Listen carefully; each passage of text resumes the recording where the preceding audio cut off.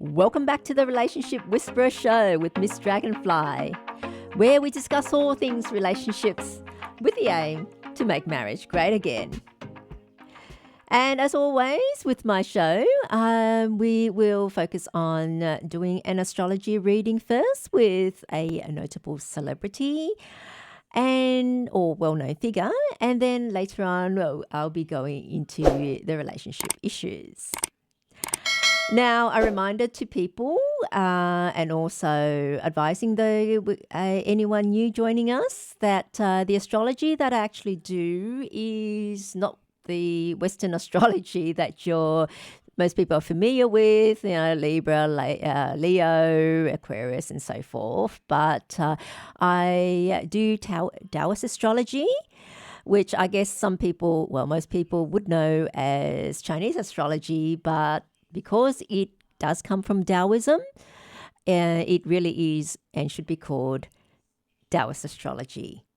And because Taoist astrology has been used for thousands of years and has been, pretty much a necessity and a go-to for use in relationship compatibility, and like I say, in ancient times or the olden days in China, before a couple got married, then they'd always have their astrology read beforehand. And because of that, it has developed over many years to be very good with relationship compatibility. And so that is why it's also part of the show. Okay, but besides relationship compatibility, it is very good in terms of able to tell your luck cycles as to when you're going to be strong and when you are going to be weaker. And for that, that's why it's also good to use, not just reading up on celebrity couples and their dramas, their hookups and breakups, but also we can have a look at other notable and famous people in terms of their life and make sense of how they've gotten to where they are, and also how successful they are going to be, or more how strong they are going to be at certain periods of time. And the stronger you are at that time, what it actually means is things tend to go your way. And as I said before, no matter how good you are, you do need things to go your way. And it's a matter of are things going to go your way or against you? And it's kind of like, the analogy is like swimming against the tide. If you're in a weak period, very difficult to do. However, if you are in a strong period, then things go your way. So it's like you're swimming with the tide, far easier. And like I say, no matter how strong a swimmer you are, it's very hard to make headway when you're trying to swim against the tide. So that against people saying, I can beat it. I mean, I make my own luck or my own efforts. But the reality is things are a lot easier when things go your way. Just need, maybe particularly like if you're in business or something, and you need things to pick up, or you might, all of a sudden get a phone call because someone's heard of you through a mutual friend or something that happens to just need your service at that point in time. Or particularly someone famous or with a lot of money just happened to pick you up and decides to give you the contract for some reason or another. So that is something that would help you along a lot.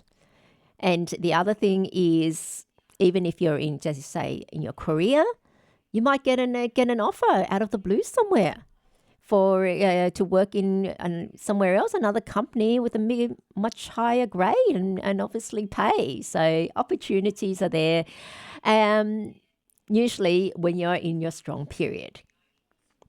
So today, what I thought I'll have a look at is Kamala Harris, because there's been a lot. She's been in the news a lot, mainly because the US election is happening this year, and she has replaced Joe Biden. Expectedly or unexpectedly, everyone's got their 2 cents on that sort of why it's happened. Now, very unexpectedly, she is going to be the Democrat candidate. I mean, Joe Biden, we all thought it was going to be Joe Biden again, but it seems clear that he has lots of health issues, and especially mentally as well. And it was all laid bare when he had that debate with Donald Trump some months ago. And I guess,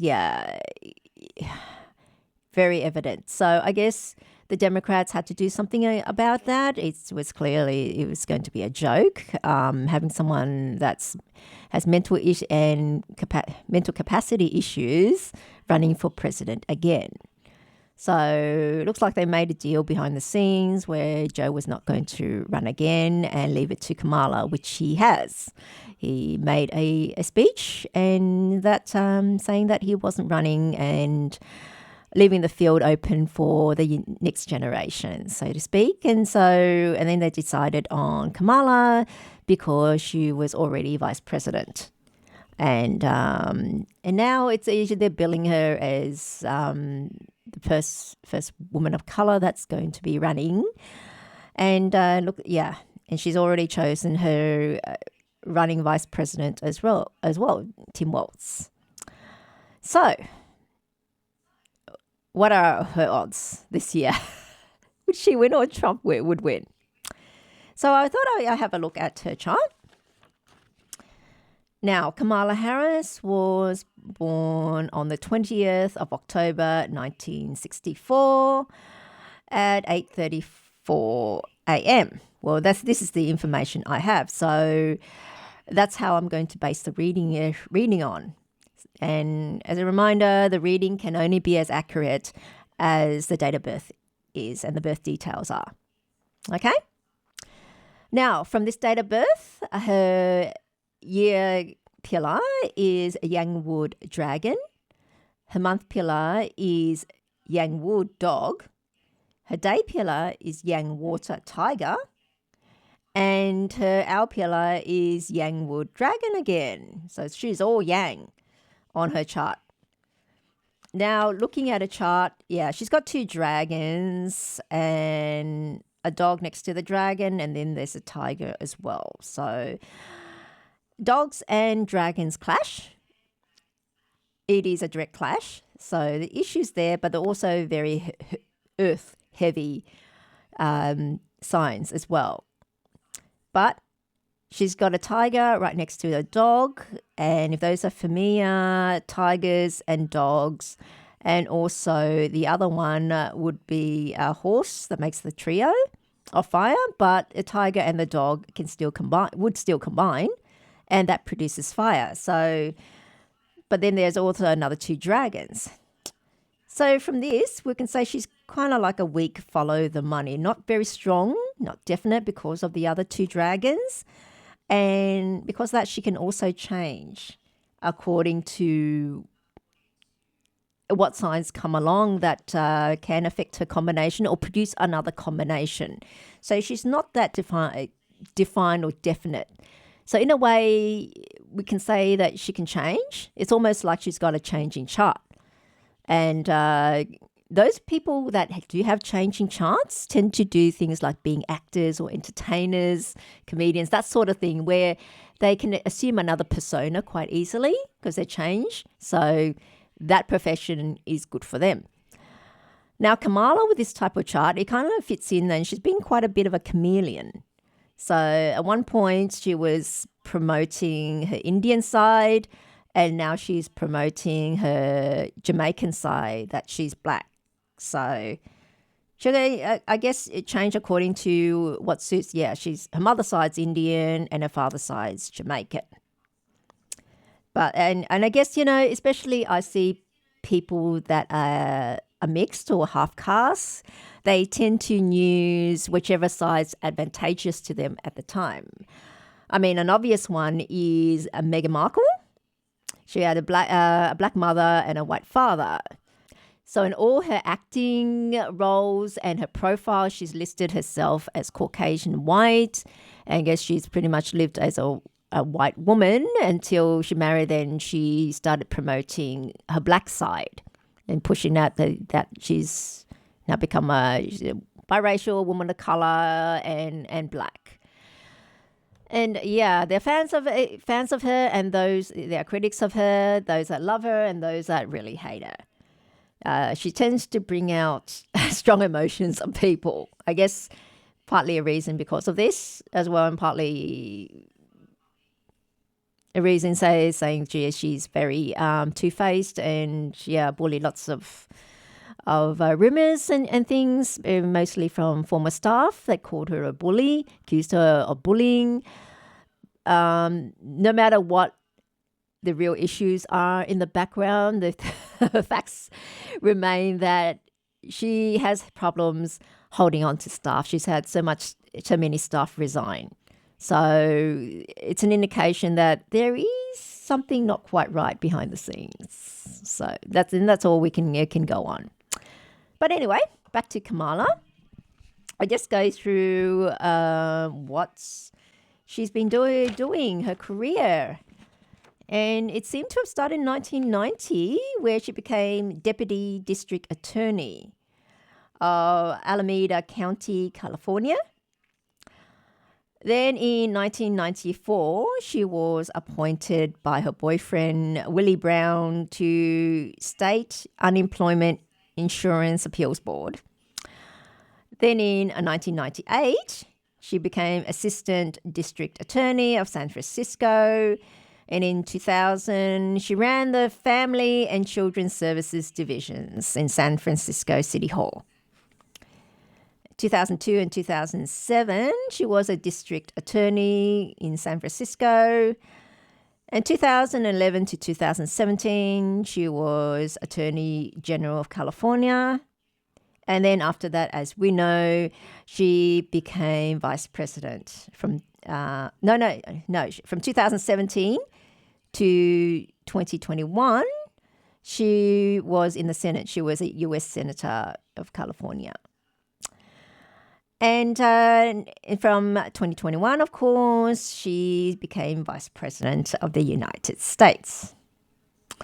Now, how does that all fit in with her chart? Well, in 1990, when she became Deputy District Attorney of Alameda County in California, that was a horse year. So, and like I mentioned, the trio is tiger, dog, and horse. They all combine to produce fire. So she had a set there, and so she was definitely a follow the money person, definitely with the fire. So that was strong, and that was clear. Now, 94, the next stage, when she got appointed by her boyfriend to the State Unemployment Insurance Appeals Board, that was a dog year. And so you've got an extra dog, and that combined with the tiger as well. So you had two dogs combining with the tiger. So yeah, it forces the fire. Now, 98, where she got her next tip. She was assistant district attorney, and 98, that was a tiger year. And so you have two tigers with a dog, with the one dog, and again you flip the other way, fire. So she tends to like fire. Now 2000, when it was a dragon year, 2000, and she ran the Family and Children's Services Division, San Francisco City Hall. So then she has 3 dragons on her chart, and I guess she's changed there to more earth during that year. But however, during 2000, she was going into her horse fate cycle. So the horse, the tiger, and the dog combined to give her fire again. So she was pretty strong with that fire. Now, 2002 was another horse year. And again, that combined with the tiger and the dog to produce fire. So you had that full trio. And 2002, she was in the horse side. So it's very much still strongly favouring follow the money with the fire. Now, 2011 was a bit different. It was a rabbit year. Now, she already has tiger and dragon, 2 dragons actually. So with a rabbit, that forms wood, a seasonal combination of wood. So she became output. She changed that year. She became something else. And then in that point in time, I guess, she became Attorney General during that time. And now, 2017 to 2021. 2017 was a rooster year. And that combined it with her dragon. Now, 2017 was also the end of the snake year. Her snake luck cycle. And the snake combined it with that rooster year. So then she had metal, as well as the combinations with the dragon and the thing. So it's very much metal. So she's changed a bit in 2017 to be resources. And now, 2021 was, she went into the Earth luck cycle. And 2021 was an ox year. And so then it really reinforced the earth element in her chart. So then she became follow the power. She wanted power. And then she got power, actually. So her thing is power, earth being her power element. And she got into that power position of being vice president.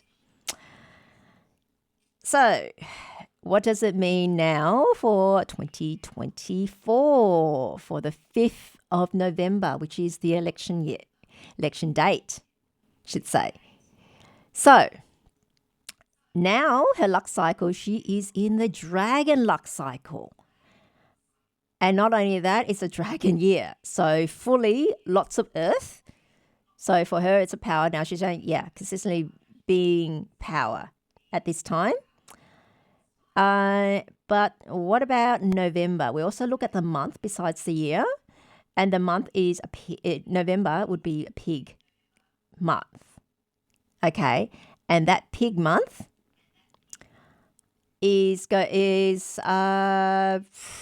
combines with the tiger. Okay, that's a combination. But in terms of that, look, it's more like an earth with the 2 dragons I've got. So the pig wouldn't have that much effect. It does not reinforce it. With pigs by their nature is wood. So you have, on the one hand, you do have output, but you also have very strong earth. But what about the day? The day itself is going to be yin water rooster on the 5th of November.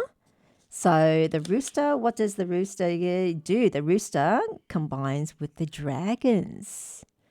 Okay, so she's got lots of combinations on that day, especially very emphasizing the dragon with its earth. So she's actually, looking at this, she's actually going to be pretty strong on that day. So whether or not that's going to be enough to defeat Donald Trump on that day is the question. So judging from that, yes, she does have a pretty good chance of winning the election on that day, from now to that day, provided, I guess, if nothing major happens, that would change. But from looking at this year, that would provide her with a lot of power, which she became the presidential nominee all of a sudden this year. And it's no longer Joe. Why? Because she's getting the dragon year helps her with her power. And that's cemented it. The month of November, not so much, being the pig. But the day is combining with her dragons. Now, there is a chance of the rooster interfering with the dragon operating the way that it wants to. However, it's only one rooster, and we're talking about 3 dragons, actually 4 dragons. Sorry, she's got 2 on her actual chart. She's in the dragon luck cycle, and it's a dragon year.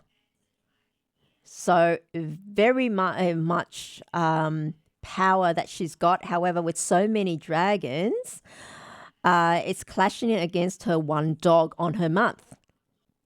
Okay, so the dog gets poor dog gets beaten up, and the dog there actually represents her career.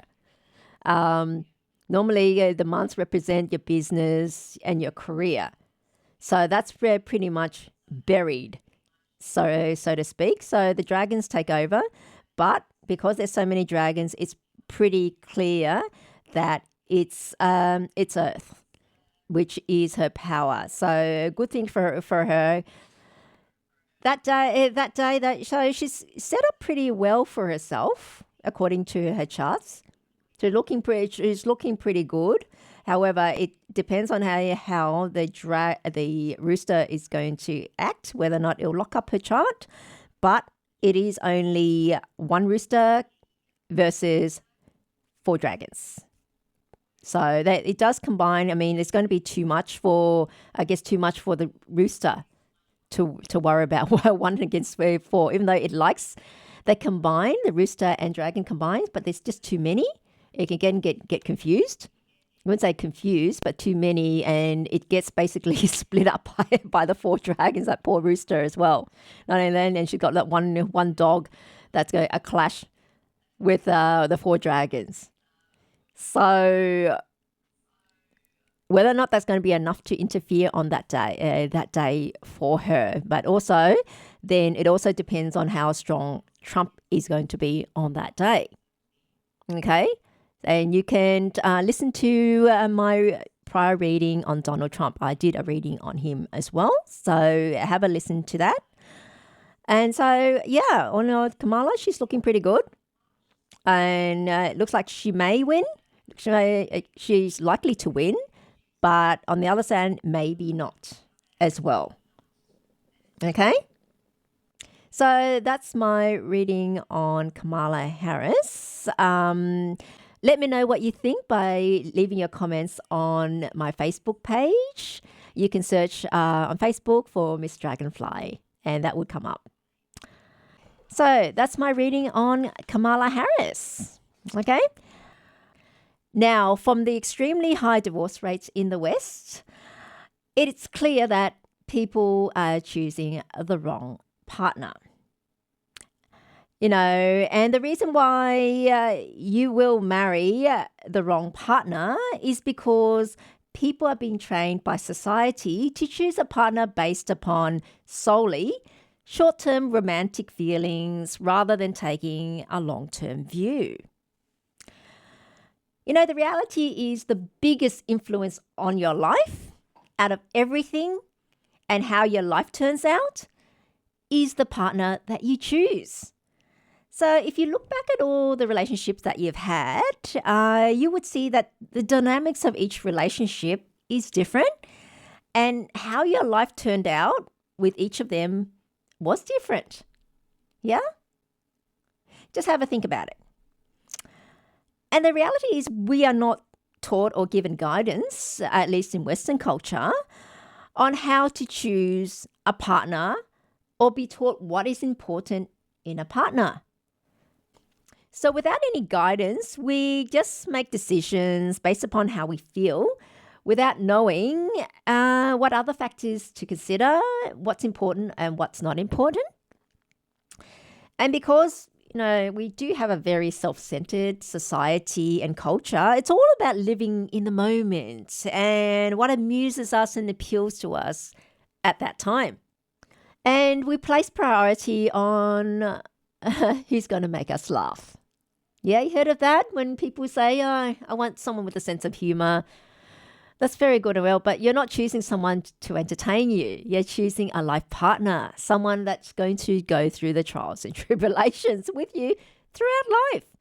And that's what we need to choose for. And people do not realize that. And because no one's really pointed that out to them. Again, a society just emphasizing on romantic feelings and fun for that moment, so to speak.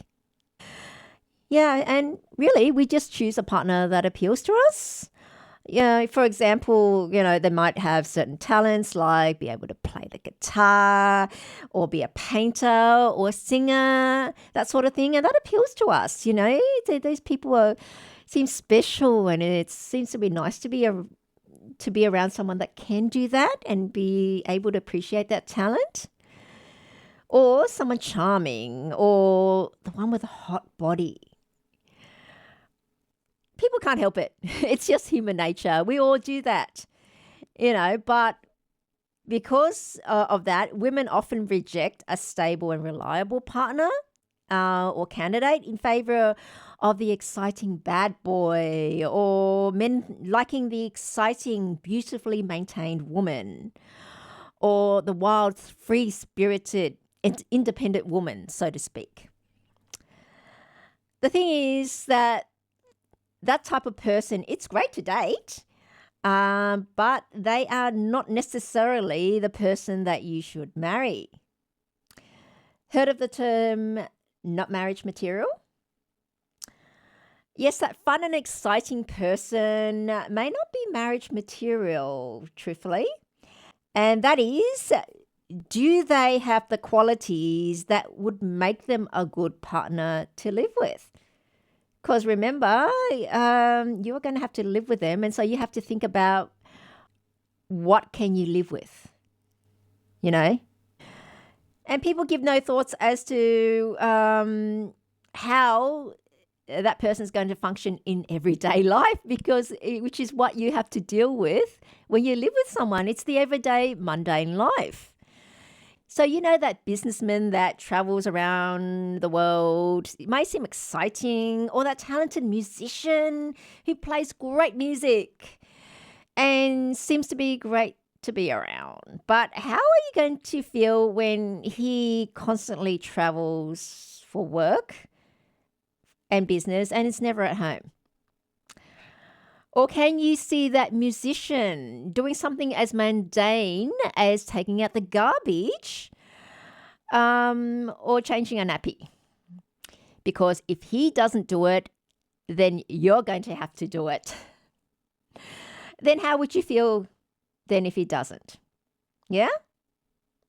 Because remember, that job has to be done, and someone's got to do it, so it's going to fall onto you if he doesn't do it. And in the first instances, it might seem a little things like sort of thing. Just take out the garbage because he doesn't want to take it out, but he plays great music. But after a while, all these little things that he won't do pile up. And so when you eventually have to do everything yourself that falls onto you, your little irritation is going to mount up until you can no longer tolerate it and blow up. And then you're going to complain why to him, or why doesn't he do that, and so forth. But hey, remember, he's the musician. And that's what you picked him for, is because he plays great music.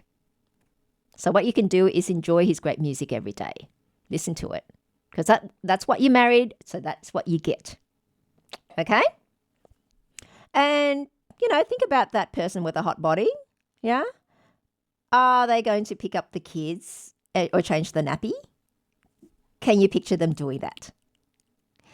Or are they going to be able to, or be inclined to deal with other mundane stuff in life that's important to worry about, like bills, so to speak, paying the bills, not generating them?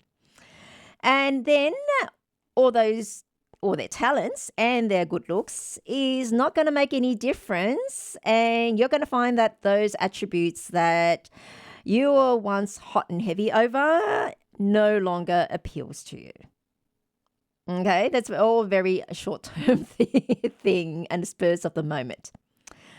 So if you marry a singer, like I said again, you marry what you get. You marry a singer, that's what you're going to get. Someone that sings very well.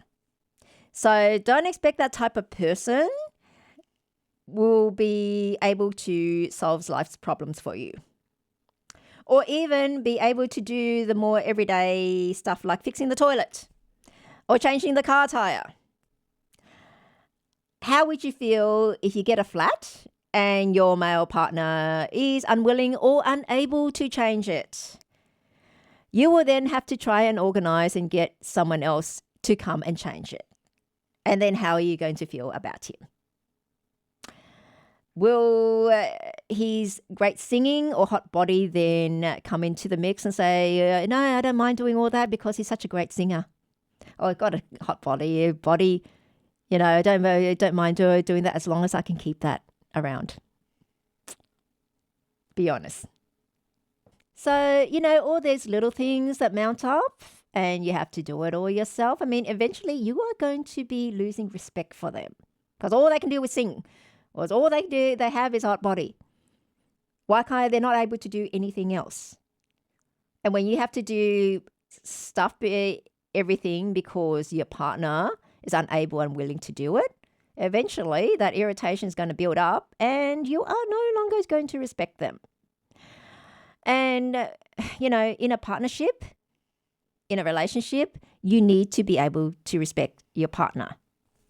So it's very simple. If you want someone for a certain job, then you're going to have to find someone that can do the job. So if you want a partner for a certain purpose, in this case, go through life with you, then you need to choose someone with the skills for that. So in this case, it's skills and drive to deal with life and life's issues and the curveball that it throws your way and to be able to thrive in life with your partner. Another thing is, will they want the same things in life that you do? During the initial dating stage was where you were just preoccupied with having fun and might find them funny and charming, which is all nice and well.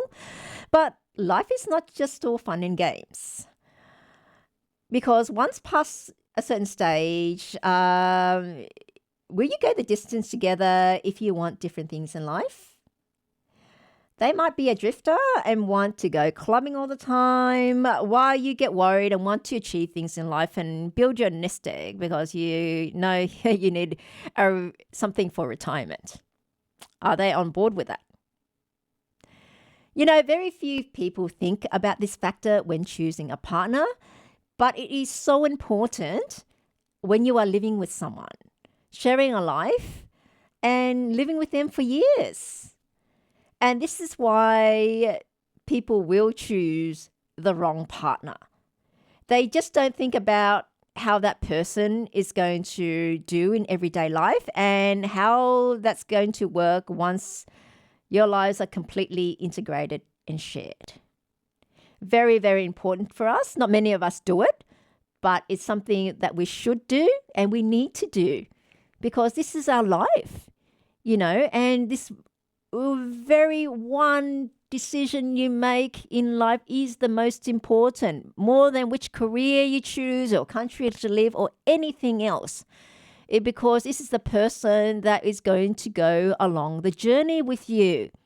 And what they do is going to directly affect you.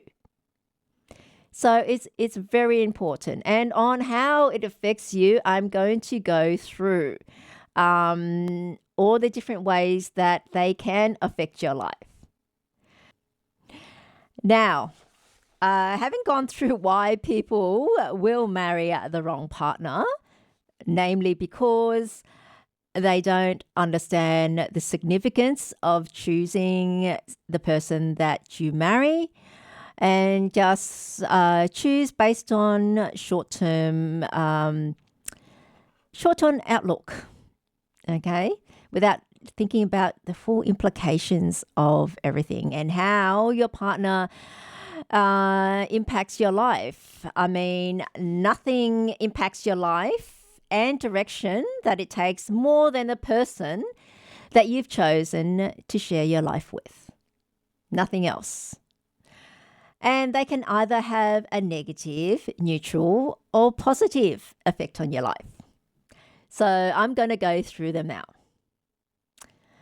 Because relationships impact our lives, and how a particular relationship impacts our life is of utmost importance. Because just think about this. Why do we seek love? Why do so many of us want a relationship? Obviously, we hope it brings something good, and otherwise we would not seek it. Because have you ever met anyone that wants something that was going to bring them misery into their lives? I don't think so. I've never met anyone that says, I want to find someone that would make me miserable. We all want love, we all want to be loved, and we all want to be happy. However, things in life don't always go the way we want it. I mean, most people haven't had an overtly positive experience with relationships, or relationships haven't positively impacted your life, or to put it this way, your life was better without them in it. But some lucky ones have hit the jackpot and found eternal love and lived a life of happiness. Those are the lucky ones. So, how does a partner impact your life? Okay. Now, the first one is a neutral effect. You know, they neither add much to your life nor help you much in life itself. But on the other hand, they don't cause problems for you either. And that's the case where couples who live pretty much separate lives and don't really have much to do with each other's lives. You know, not necessarily that you choose things to be that way, it just happens to be that way because of your partner. And usually when you have a problem, they're either not in the position or don't have the skills to be able to help you. For example, you might have a problem at work with office politics and so forth, as a lot of people that work in corporate and the office can be would be familiar with. Now, because your partner may not have worked in corporate, they may not be able to understand what you mean and all the ins and outs, let alone be able to discuss the issue with you and help you come to a solution. Or you might be running your own business and need a trusted person to look after the financial part of it. And because your partner has no financial understanding, would not be able to help you with what you need help on. Because you see, when you're in difficulty or have a problem, normally the first person that people turn to would be their partner. And if they can't provide a solution or help you another way, you're basically on your own. And it's a sad feeling, like you're with your partner, you're with someone, but you're really on your own, so to speak. So it's like two people just happen to live together rather than sharing a life. Yeah. And but on the other hand, you know, they don't cause problems for you either, like overspend money, which, because it affects both your finances, also affects you separately and individually. So basically, add nothing to you, but don't pull you down either. You might as well be on your own then. Now, the next one that we all dread is if they have a negative effect on your life. And unfortunately, this is the one that's most common that people have found. They have a negative effect. And this is the reason why people divorce. Because for no one's going to be divorcing a partner that is making their life happy, would they? I mean, I wouldn't. I mean, I'm sure not many people would. This is also the stuff of relationship nightmares, so to speak. Not only do they not add anything to your life, not help you out, but they are also the cause of problems, grief, and hold you back in life, if not drag you down. So an extreme example is your partner's a gambler. And because of that, you're always under financial stress. as every bit of saving that you have managed to have will either have been taken away by them to gamble, or you might have to cover all the expenses yourself, as all the money that he has gone into gambling. He or she, it's both, can be either.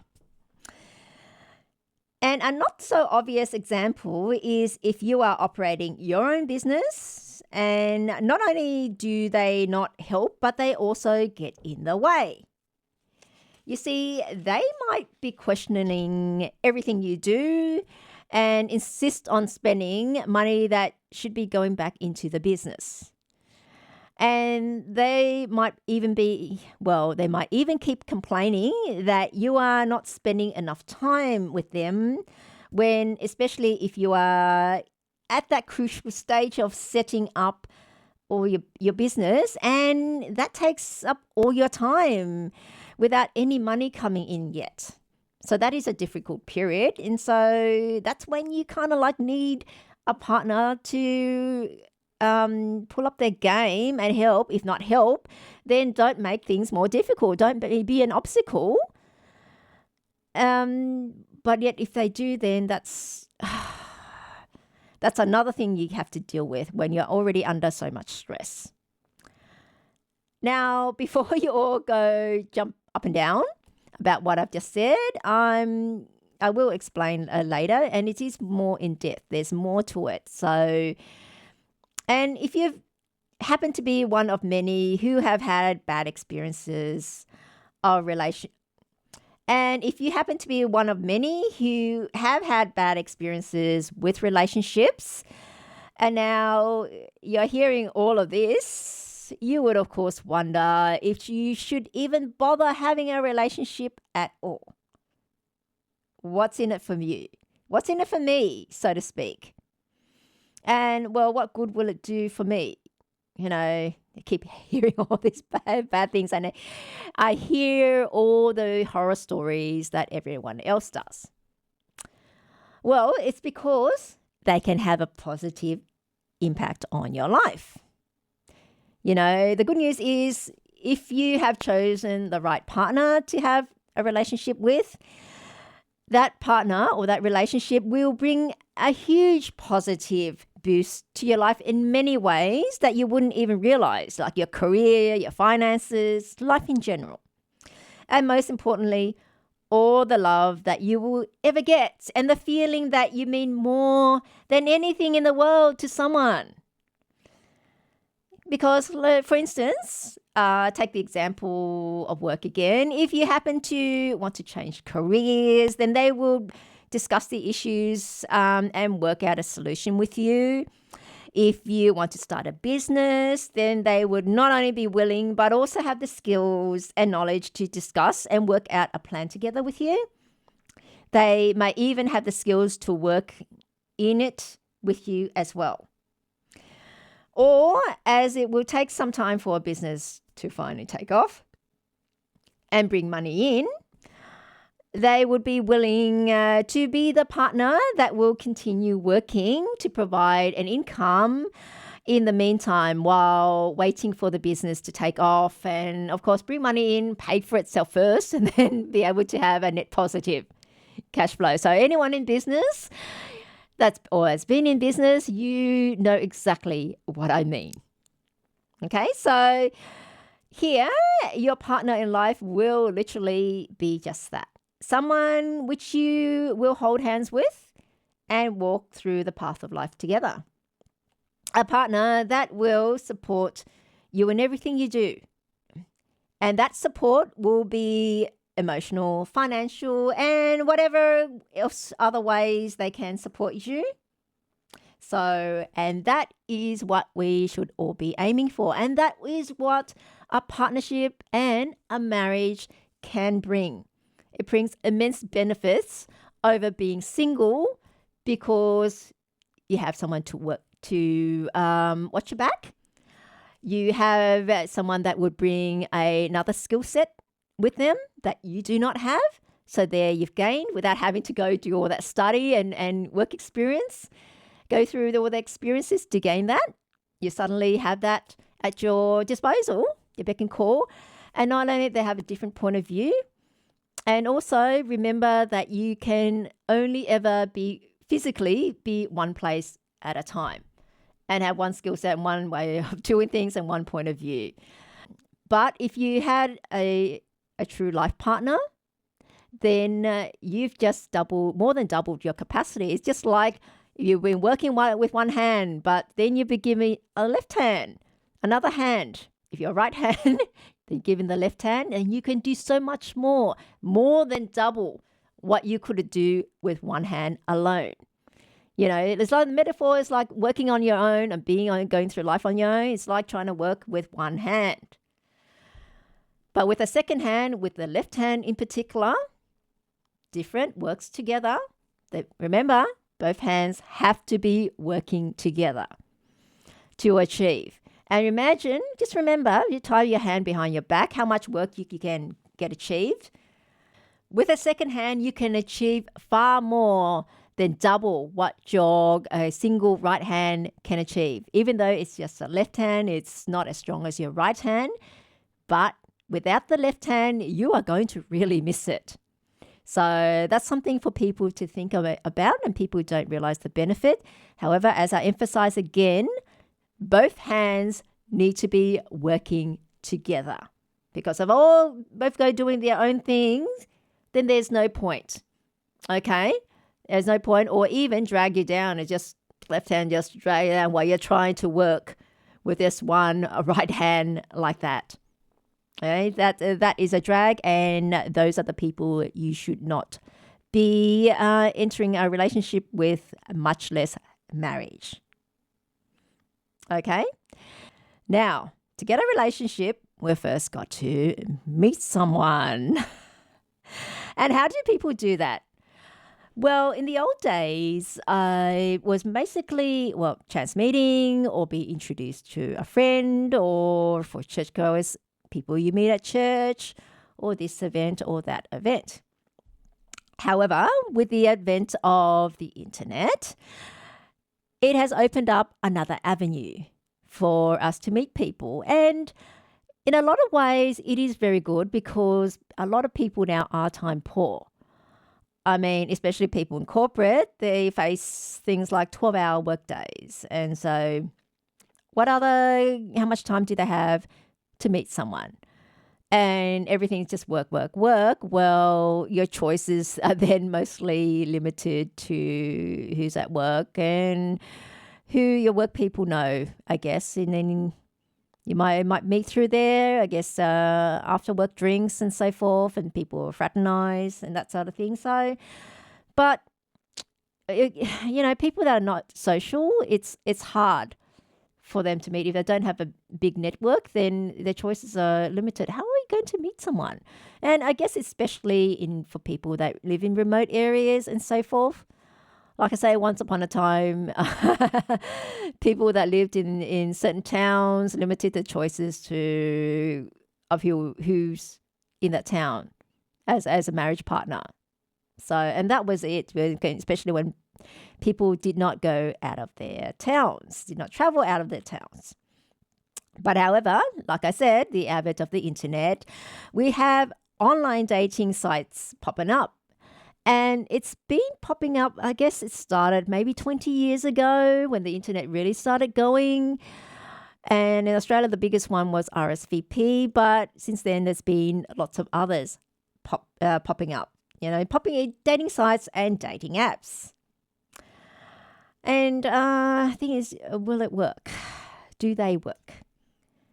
Look, like I said, they will get you dates, but not necessarily get you a long-term or marriage partner.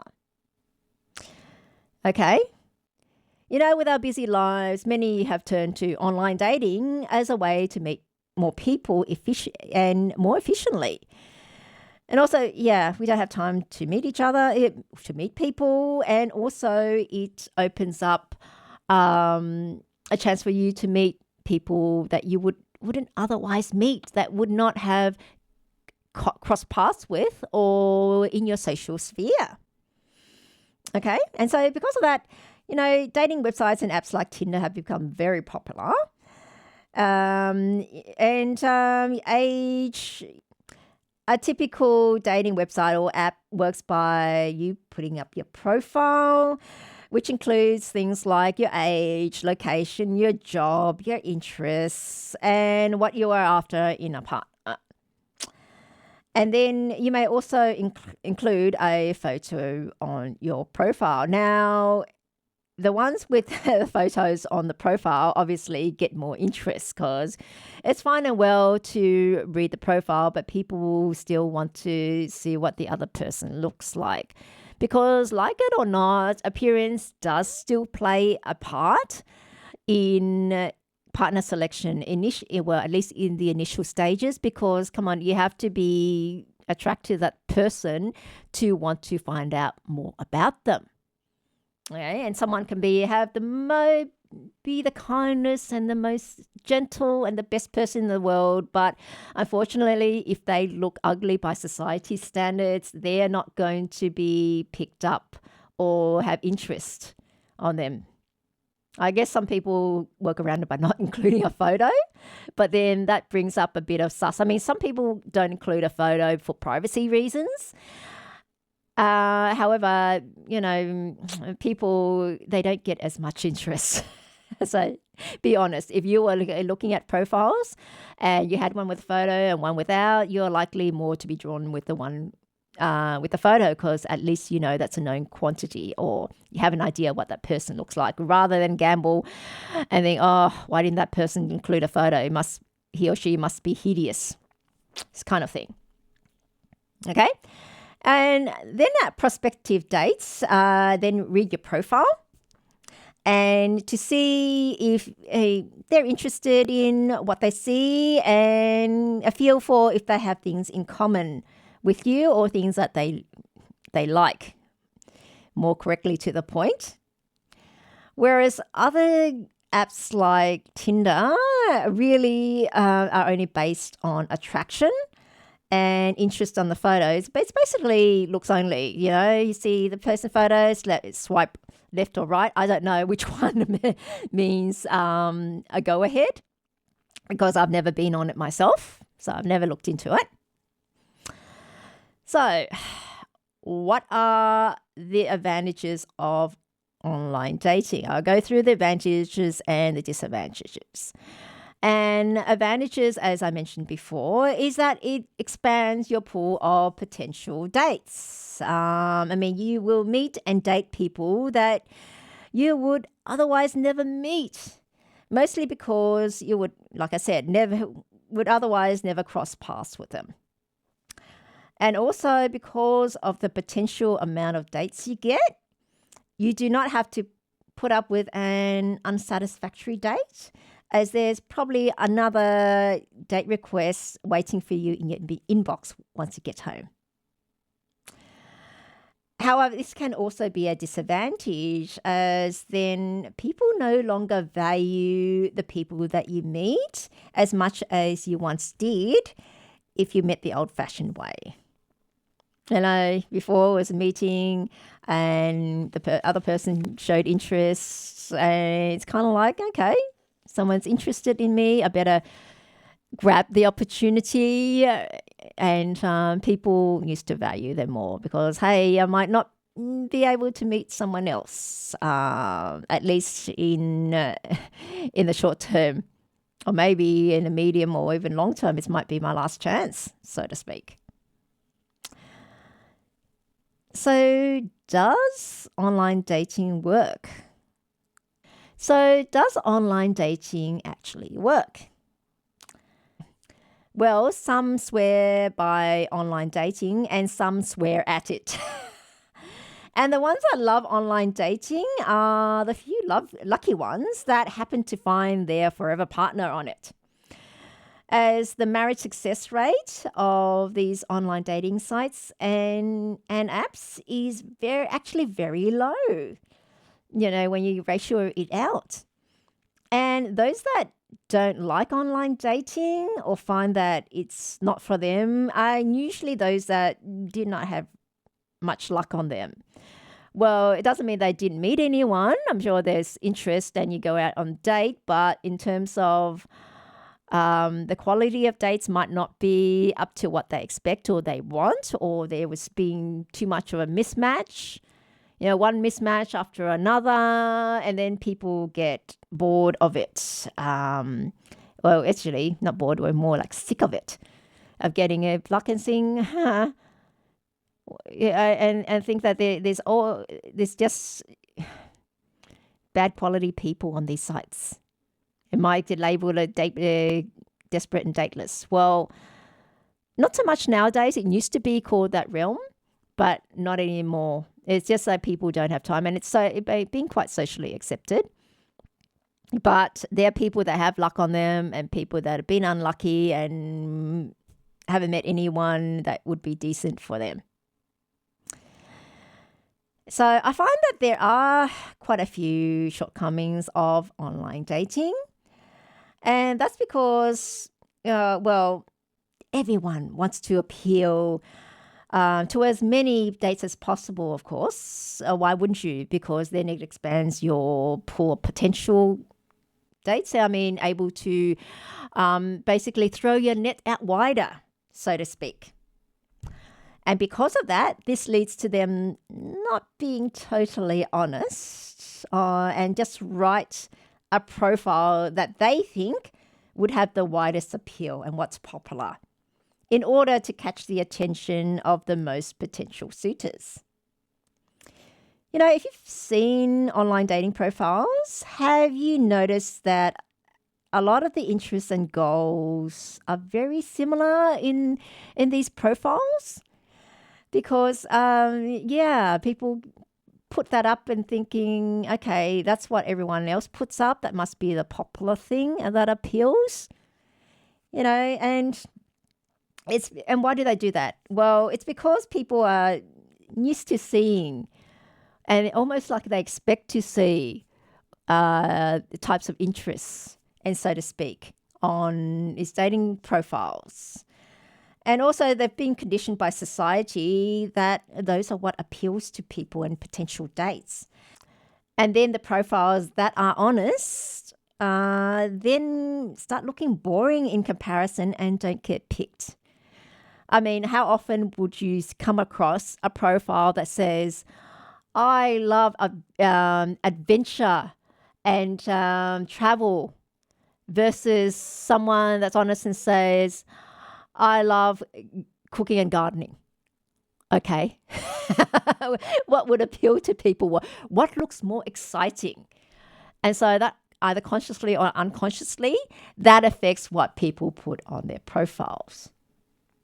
And if you're honest, really, if you're looking for someone serious, it's the one that says that they love cooking and gardening is probably someone that you should be choosing, because that person, one that's telling you that they're far more stable in what they want, and also they have more confidence, they're more sure of themselves because they're actually putting it out there and being honest, able to be honest about themselves. So that's also an indication of someone that has confidence, has self-confidence, rather than, someone just labeling them as being boring. Okay. You need to look at it in the context when you're sifting through these dating profiles and read between the lines. And I guess the people that have different profiles, it look like they're more honest with it. And so those people are usually more serious about that. Well, that provides a very good indication that they are serious. Not to say that the people that follow along and recreate your typical dating profiles aren't there to be serious about finding a partner. They probably are, but it's just they get caught up in what's popular and probably lack some self-confidence themselves. Okay? And the other thing is that whether people actually understand what they need. You see, people usually know what they want, but don't know what they need. And people confuse what they want is also what they need. But is it really what they need? Have a think about it. Because there's a big difference between the two. What you want often isn't the same as what you need and doesn't last, but what you need will. Just think about it. If people are given the choice and what you want, people usually pick things that appeals to them, like say, take away hamburgers, pizzas, chips. Okay, people love eating them, as you can see by our obesity epidemic and so many people just gulping that sort of thing. So they've chosen what they want, which is very bad for them, all that type of food. And eventually it's going to cause you health problems. It's a matter of sooner or later. But what the person probably needs is a nice kale salad. That will be very good for you in the long run. That's what people need, but to respect how many people put their hand up for that. Okay. If you point it out to them, people would actually kind of acknowledge like, yeah, I probably need a kale salad. It's good for me, but they don't really want that. Okay. So it's trying to get over people's reluctance and thinking more lines of what you actually need.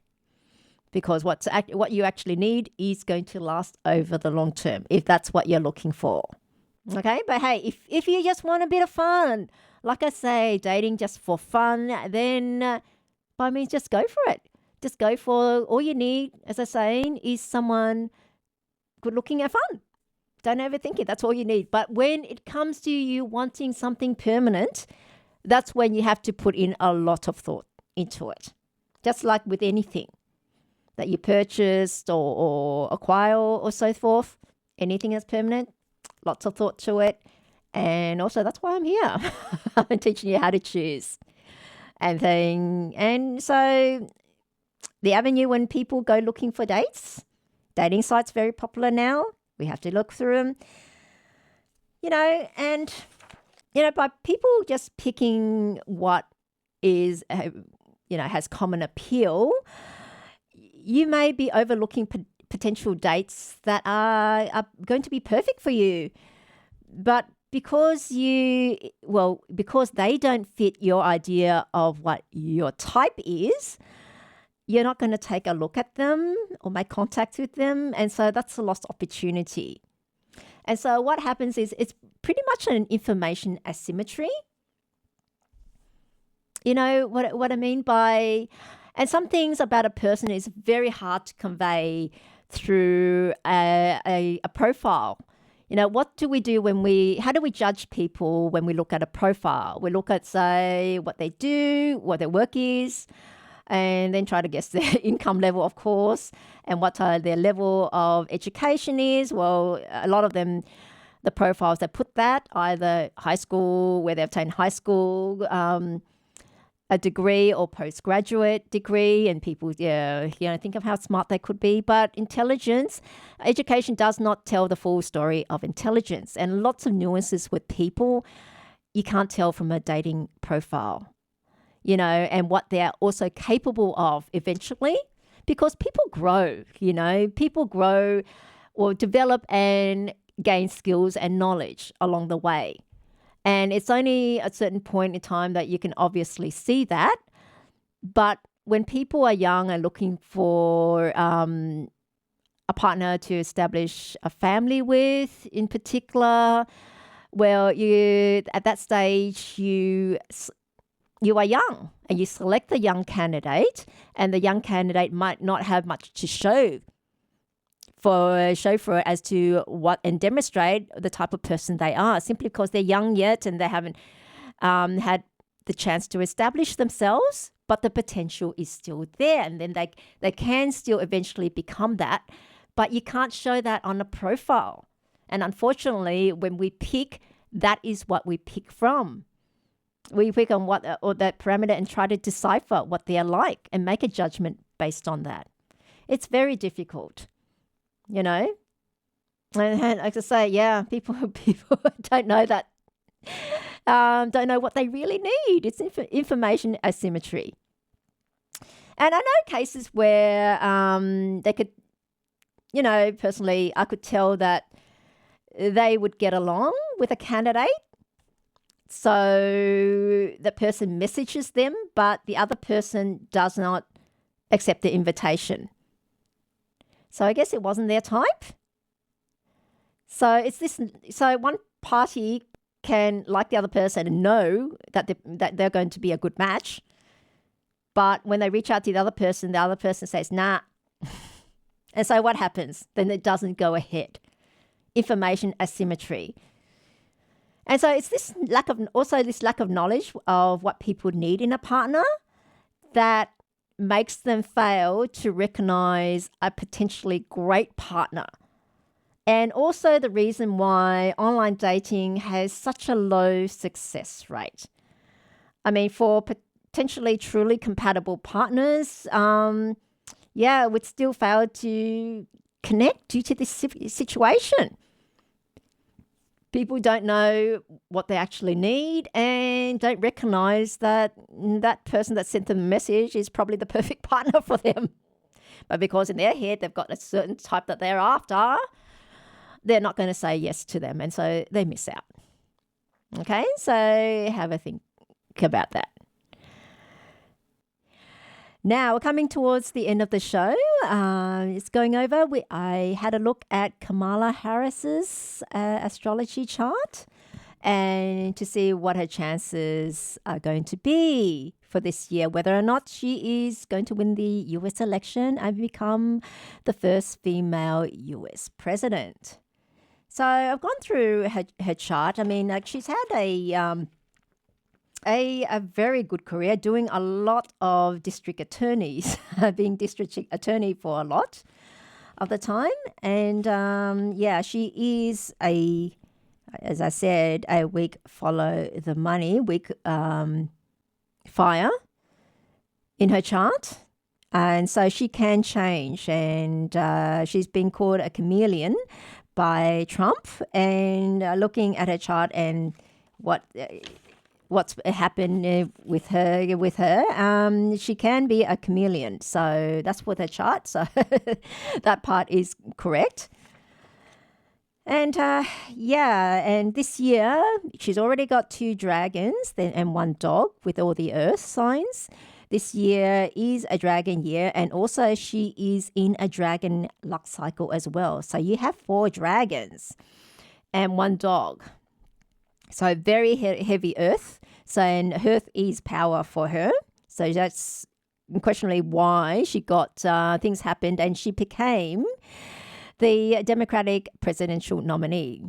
She's running for president instead of Joe Biden, I should say. And I can't remember how long it's been where a sitting president did not stand again for re-election. I know there's been presidents that have quit, like Richard Nixon, but I can't remember any US president that's decided, I'm not going to run again, or circumstances that happened that he did not run again. Because, as I say, all through history, we've always had male presidents. So she'll create history if she does manage to pull it off and become the first female president. Now, and her chances, with all this earth, you do have some complications with the pig being in November, which is a pig month, and the 5th, which is a rooster day. But by and large, if she continues, she may win it. She's been she's very strong, supported in her power this year.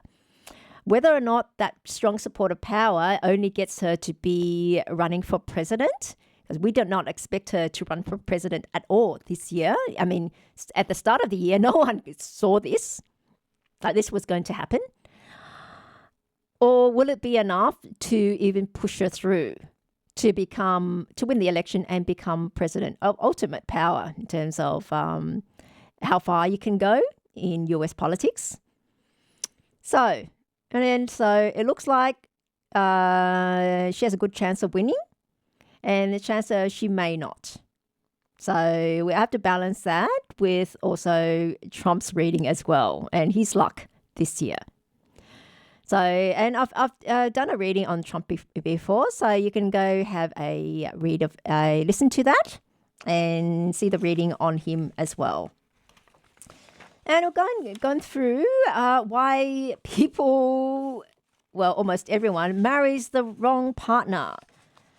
And why do I say that? Because it's evident by our huge and very high divorce rates, especially in the West. It all comes down to people choosing the wrong partner. And why do we end up marrying the wrong partner? Very simple. It's because, well, we've been conditioned by society to choose partners in a particular way. Well, we'd say in a particular way, but the criteria that we choose partners on. You know, you hear it all the time. They say tall, dark, and handsome for a woman. Find a man tall, dark, and handsome, and with a sense of humor.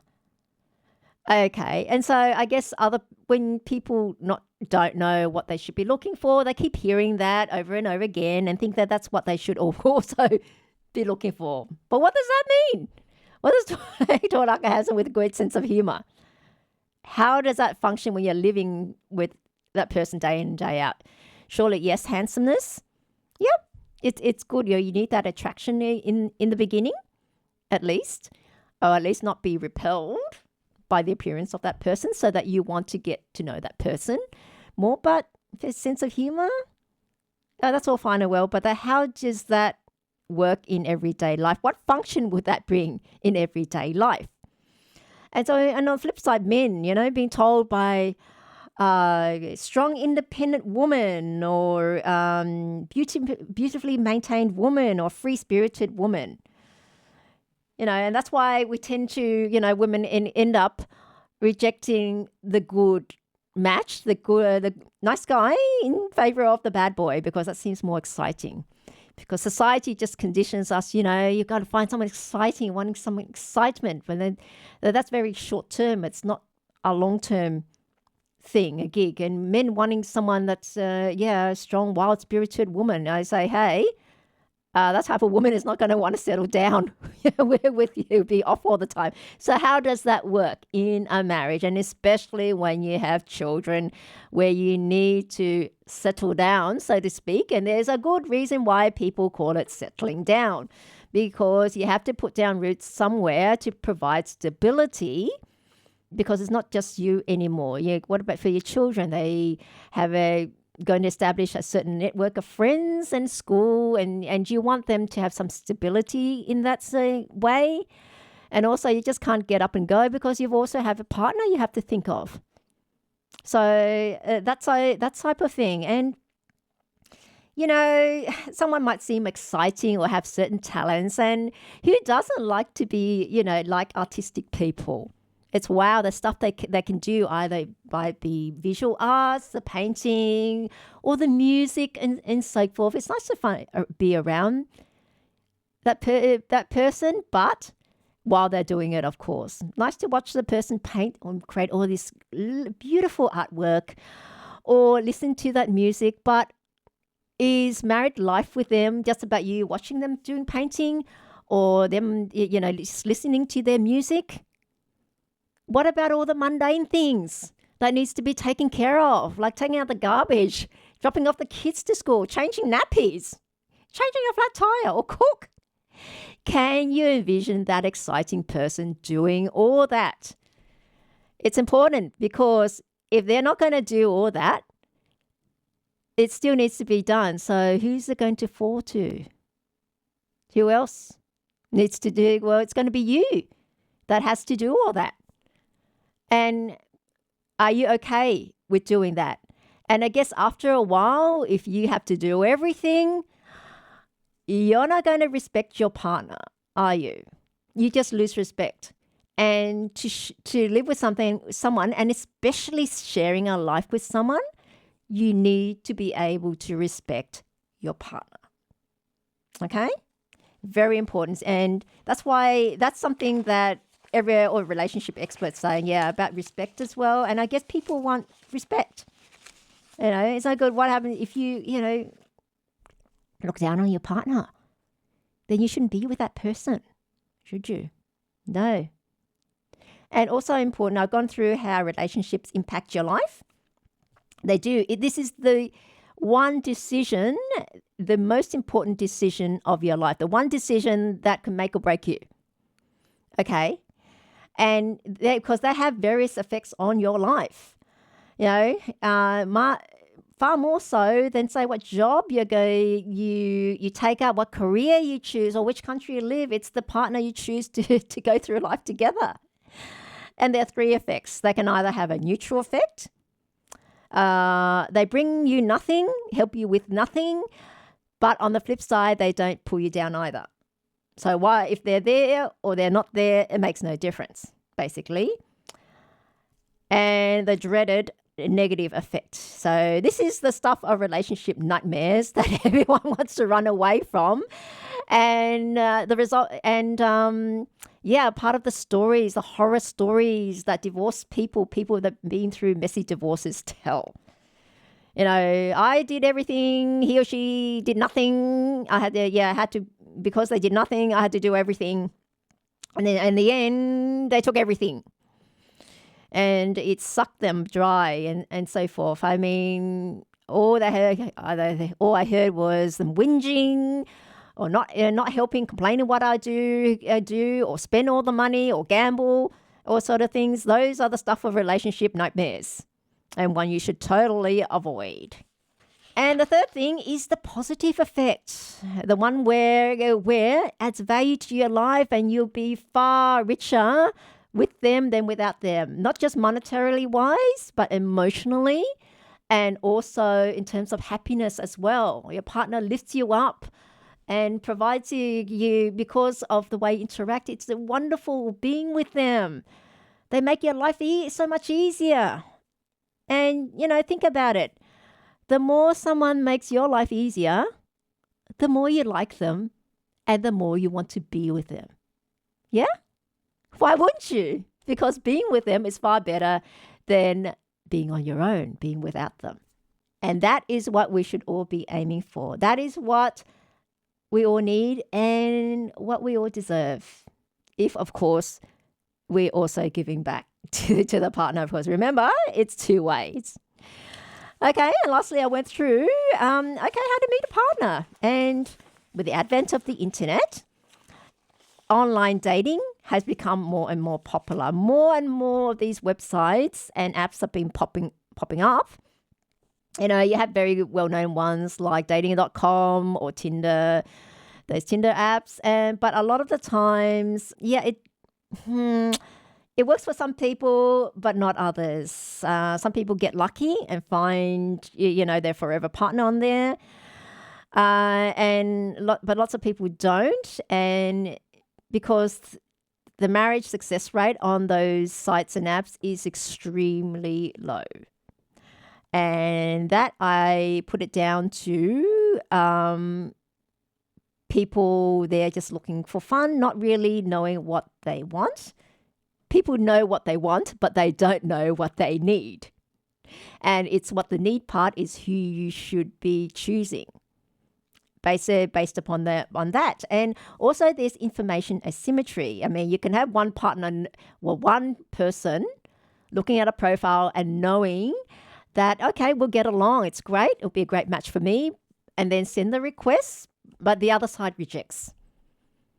And so then it doesn't go ahead because there's information asymmetry. The other person wouldn't know, but also because, everyone gets conditioned to write the same things on their profiles because that's what gets attention. And I don't blame people on that because more often than not, the person that's actually honest on their profile doesn't get the attention. Like a profile that says, I love traveling and adventure is going to sound far more exciting and likely to get far more interest than the profile that says, I love cooking and gardening.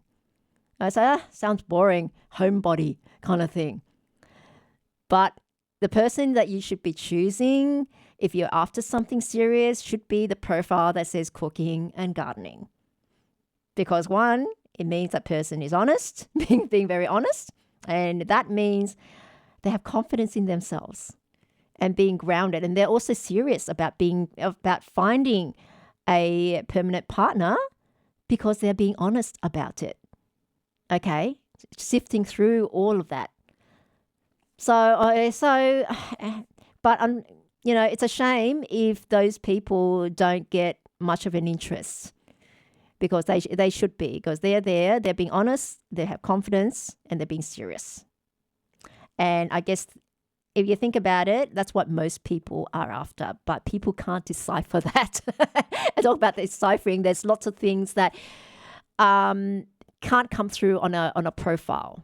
Personality traits and that can't come through on a profile, because more or not they're all the same, and you can't convey a person's skills or what they're likely to be from a profile. We can only judge by the level of education, what their job is, and how tall they are, and how much money they are likely to earn from their job, and their height. And more often than not, people filter out. There's a filter function, and the right match might be a bit too short for you. No one's going to reject someone being too tall, but likely people are going to reject someone being too short, I guess, or not having a certain level of education. Might have just done high school, but that person could be amazing practical-wise, and they might get overlooked because they're being filtered out. And those things are very much a shame that those things happen, but it does. So that's my thing about dating sites. So that's my take on dating sites and dating apps. They do have a lot of shortcomings. I mean, great for someone if you just want to have fun and just meet someone for fun, by all means. But it's difficult, as I say, to find a permanent partner from a dating site for the reasons that I gave. Okay?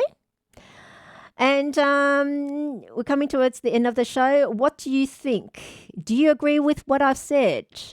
Let me know what you think by leaving your comments on my Facebook page. You can just search for Miss Dragonfly. It's also on Digital Left's website. There's a link you can go to my Facebook page as well.